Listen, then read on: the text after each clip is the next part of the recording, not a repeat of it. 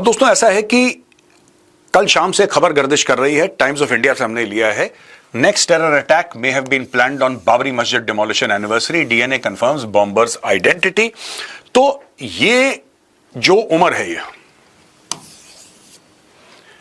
जब एक्सप्लोजिव फटा गाड़ी के अंदर, इसका जो हाथ है, an arm that the police found near it has turned out to be Umar's. तो इसके परिवार वालों का डीएनए लिया, उसके साथ मैच करा, रिपोर्ट आई, पता लगा कि इसका जब व्हेन द कार एक्सप्लोडेड, तो इसका जो हाथ था वो दूर जाके मिला। जब पुलिस को वो हाथ कटा हुआ मिला तो उन्होंने फिर उससे डीएनए करा। डीएनए करने के बाद पता लगा कि इसी का हाथ था, तो he has turned out to be. तो दोस्तों जो मीडिया बता रहा था कि सूत्रों से पता लगा है कि ये बॉम्बर है, वो कंफर्म हो गया कि यही बॉम्बर है। अब another attempt of a terror attack may have been planned on December 6th, the Babri demolition anniversary. The cops are awaiting clarity on the nature of the explosive used. Asked to elaborate on whether it was of military grade, a source in the probe agency said that the explosive could be a mixture of ammonium nitrate and RDX. वही चीज जो हमने कल discuss करी थी दोस्तों, वही चीज। ऐसा हो नहीं सकता। देखिए जो उसका ब्लास्ट रेडियस है ना, जो ब्लास्ट रेडियस है, ये जो पाकिस्तान में बकवास कर रहे हैं सिलेंडर फट गया, सिलेंडर फट गया, भाई जब सिलेंडर फटता है तो 100-150 फुट दूर जाके गाड़ी का दरवाजा नहीं, इट्स सिलेंडर का ब्लास्ट इंसानों के लिए बड़ा खतरनाक है, नो डाउट। सिलेंडर का ब्लास्ट होता है तो दीवार में दरार पड़ जाती है, लेकिन ऐसा नहीं लगता कि जैसे कोई मिसाइल आके गिर गई है वहां पे, कि ये भी जल रहा है वो भी जल रहा है, दुनिया भर का। और कौन सा सिलेंडर था उसके अंदर? मैक्सिमम क्या होगा? सीएनजी का होगा ना, मैक्सिमम सीएनजी का होगा। तो इसके अंदर एमोनियम नाइट्रेट और आरडीएक्स दोनों का मिक्सचर था, और यही बात मैं 2-3 दिन से कह रहा हूं। 2-3 दिन से मैं यही बात लगातार कह रहा हूं कि इसमें मिक्स है, कुछ इन्होंने करा है। अच्छा किस प्रोपोर्शन में मिक्स्ड है आई डोंट नो, वो मैं उसकी जानकारी नहीं है, राइट, एंड नोबडी नोज। वो सिर्फ जो फोरेंसिक वाले हैं वही बताएंगे, लेकिन इन्होंने करा है कुछ ना कुछ। और इसमें अमोनियम नाइट्रेट के अलावा कोई ना कोई तो सिंथेटिक एक्सप्लोजिव है, चाहे वो सेमटेक्स है, चाहे वो किसी प्रकार का प्लास्टिक एक्सप्लोजिव है, चाहे वो किसी प्रकार का आरडीएक्स है, that's a separate case. Al Falah hired professor sacked by JNK lieutenant governor for terror activities. ये हमने आज के कैप्सूल में भी कवर करा था दोस्तों कि इस बंदे को जब निकाल दिया जम्मू और कश्मीर के लेफ्टिनेंट गवर्नर ने कि ये टेरर सपोर्टर है, टेरर एक्टिविटीज में मुलव्विस है, इसको नौकरी से निकाल दिया। अल फलाह यूनिवर्सिटी को यही बंदा मिला था। कोई पूछताछ नहीं होती वहां पे कि साहब इसके पहले कहां थे। नॉर्मली भी अगर आप किसी को भी जॉब पे रखेंगे, नॉर्मली जॉब पे रखेंगे, लोग कहते हैं यार क्या हुआ, रिलीविंग सर्टिफिकेट है कि नहीं पुरानी कंपनी का, पूछते हैं ना किसी भी जूनियर लेवल पे। यहां पे एक टीचर को, एक प्रोफेसर को, जिसको सिखाना है बच्चों को, जो भी स्टूडेंट है वहां पे, उनको हायर कर रहे हैं, लेकिन यहां पे ये नहीं है कि तुम आए कहां से हो, इसको ले लिया गया। अब इसके ऊपर भी इन्वेस्टिगेशन होना चाहिए कि जानबूझ के एक टेररिस्ट को लिया इन्होंने, वॉज इट डिलिबरेट, ये पता लगाना पड़ेगा। लेकिन Al Falah University's doctor Hasan fired by JNK government, missing after Delhi blast.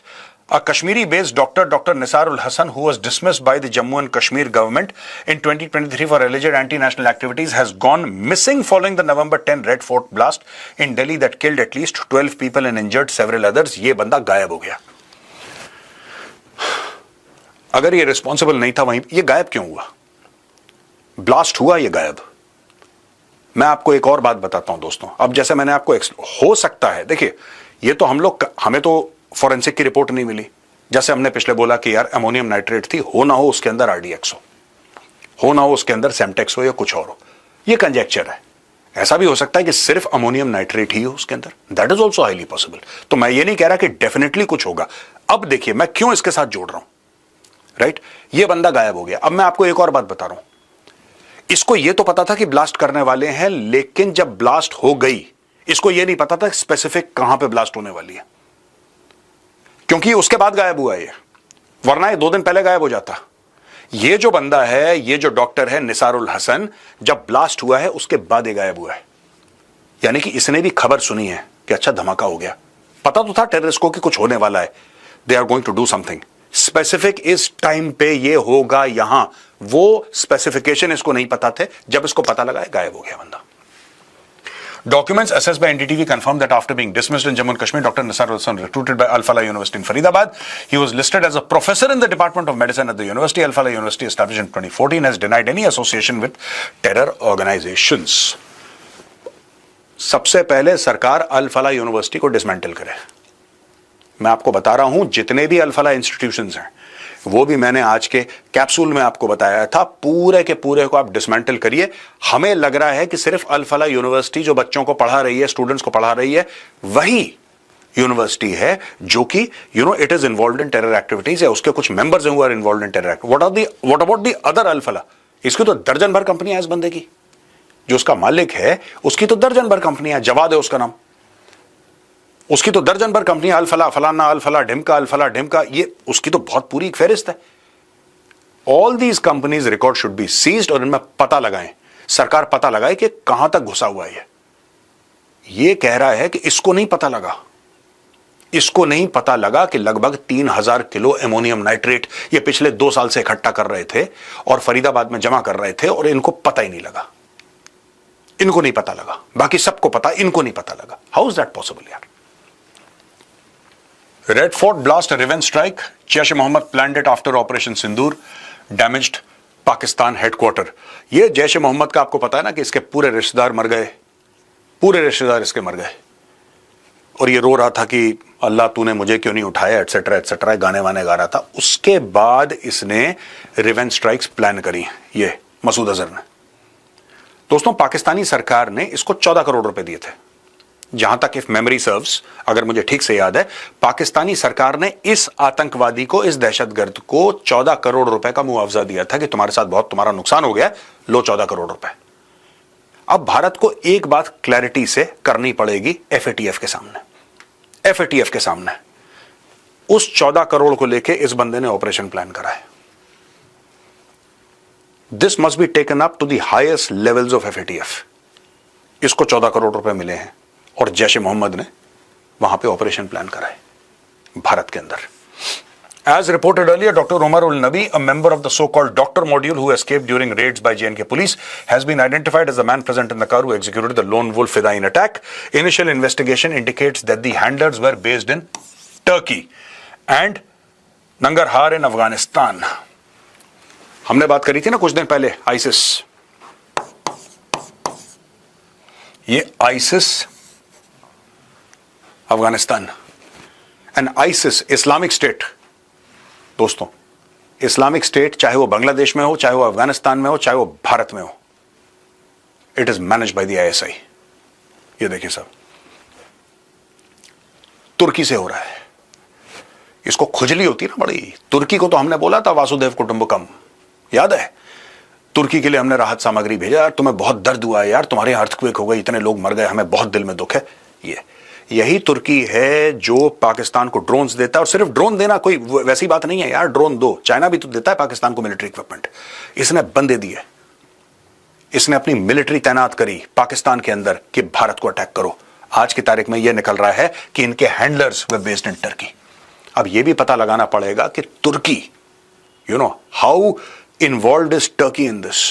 ये जो पूरा नेक्सस बन रहा है ना, तुर्की का, पाकिस्तान का, ये देखना पड़ेगा। उसमें ईरानियन एंगल भी है। ये सारी की सारी चीजें देखनी पड़ेंगी। ट्रायंगल बन क्या रहा है? This is a global conspiracy. देखिए ना, initial investigation indicates that the handlers were based in Turkey. तुर्की में बैठ के उनको हैंडल करा जा रहा है कि भैया ये जैश ए मोहम्मद का मॉड्यूल है और यहां पे जाके धमाका करो, ये करो, चाहे 6 दिसंबर का करो, चाहे तुम 26 जनवरी को करो, चाहे तुम लाल किले पे कभी करो, जैसा भी करो, लेकिन धमाका करो। तुर्की से मैनेज हो रहा है। अब दोस्तों, मैं और चीज बताता हूं। अब ये दोस्तों 2 पोस्ट्स हैं।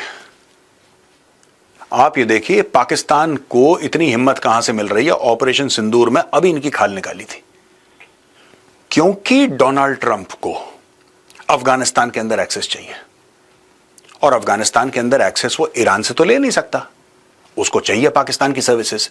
पाकिस्तान ने यही काम करते करते और यही कांड करते करते अपने पूरे न्यूक्लियर वेपन्स बनाए दोस्तों, चोरी से, AQ खान नेटवर्क से। यही इसकी कहानी है। The Americans were at that time operating inside Afghanistan, they needed Pakistan, they looked the other way. ये सब इन्हीं की बेवकूफियां हैं अमेरिकन्स की। पहले तुम ओसामा बिन लादेन को पालो, उसको CIA एसेट बनाओ, फिर वो तुम्हारे अंदर जहाज मारे, फिर तुम्हारे 3000 बंदे। Americans have learned nothing from history. यहां पे देखिए साहब, 2 ट्वीट्स हैं। जब भारत में रेड फोर्ट में ब्लास्ट होता है तो US embassy in India Our thoughts and prayers are with the families of those who were lost in the terrible explosion in New Delhi last night. We wish a swift recovery to those who were injured. Ambassador Sergio Gore. Terrible explosion in Delhi. एक धमाका हो गया यार दिल्ली में, बहुत बुरा लगा, दिल टूट गया हमारा। पर जो इस्लामाबाद में जो मैसेज आया है, the United States stands in solidarity with Pakistan in the struggle against terrorism. Our condolences are to the families of those who lost their lives in today's senseless attack. We wish a swift recovery to those injured. We condemn this attack and all forms of terrorism and remain committed to the supporting the government of Pakistan's efforts to ensure peace and stability in their nation। ये है दोस्तों असली खेल। यहां से पाकिस्तानियों को लग रहा है कि अमेरिका बहादुर हमारे साथ खड़ा है, क्योंकि आसिम मुनीर और शहबाज शरीफ ने व्हाइट हाउस में जाकर ट्रंप के पैर पकड़ लिए, राइट। और ट्रंप की यही उम्मीद थी कि भारत भी कुछ ऐसा करेगा। वहां पे मोदी जी ने इसके फोन नहीं उठाए, 4-4 बार कॉल कर रहा है मोदी जी को, है ना। तो पाकिस्तानी, देखिए पाकिस्तानियों की फितरत है, ये पैर पकड़ लेते हैं फट से, थोड़ा सा प्रेशर आया पैर पकड़ लेते हैं, माई बाप, मालिक, हुजूर, आका, ये ऐसी लैंग्वेज यूज करते हैं। यहां पे आप देख सकते हैं कि सीधी they stand in solidarity with Pakistan in the struggle against terrorism. और ये क्या था, नहीं, एक ब्लास्ट हो गया है। We wish swift recovery to those who were injured and our prayers and thoughts with the families. अब यहां पे भारत में इस मामले पे डिस्कशन हो रहा है कि भाई साहब ये मैटर क्या है यार, व्हाट इज दिस स्टूपिडिटी, तुम बोल क्या रहे हो आखिर, तुम इसको टेररिज्म क्यों नहीं कह रहे। इसको तुमने टेररिज्म कह दिया, इसको तुमने टेररिज्म कह दिया क्योंकि पाकिस्तानियों ने तुम्हें एक कहानी चिपका दी, लेकिन तुमने भारत में जो हुआ उसको तुमने टेररिज्म नहीं बोला है। तो दोस्तों इससे पाकिस्तान को हिम्मत मिलती है कि भारत के अंदर कुछ भी करो, अमेरिका संभाल लेगा, क्योंकि अमेरिका को तुम्हारी जरूरत अफगानिस्तान के अंदर है। यह कहानी, सेम कहानी, डिट्टो सेम स्क्रिप्ट तीसरी बार प्ले आउट हो रही है दोस्तों। आप ये मत सोचना है कोई नई चीज है, ये अमेरिका दोगले खेल पाकिस्तान के साथ मिलकर कई दशकों से खेल रहा है। तो आज का वीडियो यहीं पे खत्म होता है दोस्तों। पसंद आए तो इस वीडियो को लाइक करिए, हमारे चैनल को सब्सक्राइब करिए, बेल आइकन दबाना बिल्कुल मत भूलिएगा। जय हिंद, वंदे मातरम, भारत माता की जय।